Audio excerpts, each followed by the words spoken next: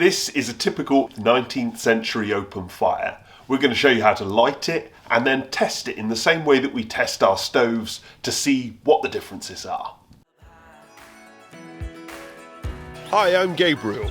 My family have been manufacturing, designing and selling stoves for 3 generations. And this channel has 2 sides: stove reviews and information, and mini films about successful people and their life-changing wisdom.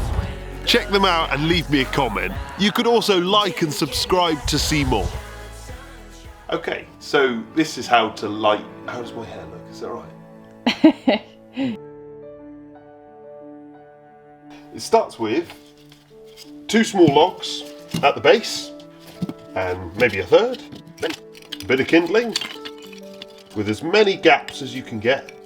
People always forget the gaps. They're just as important as the kindling and the fuel. And then, one of these, slap bang in the middle. I will then tend to put a couple more logs on top.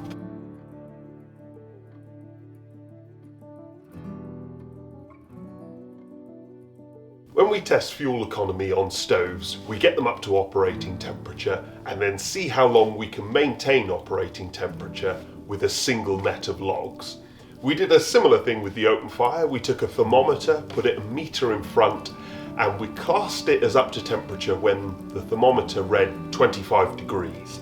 And we then had to maintain it between 25 and 35. And the open fire did it for 5.5 hours, which really wasn't bad.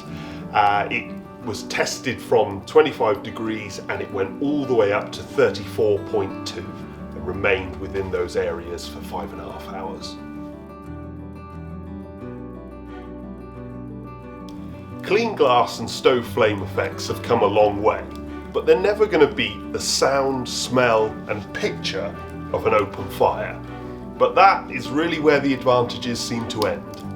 According to our tests and reviews of stoves tend to be between 1.5 and 3 times better in terms of fuel economy. Efficiency figures are more of a test of what's clean as opposed to what's really good. In our stove testing, we've seen stoves with lower efficiency ratings outperforming others in terms of fuel economy and burn time. But when compared to an open fire, stoves can be as much as 6 times as efficient.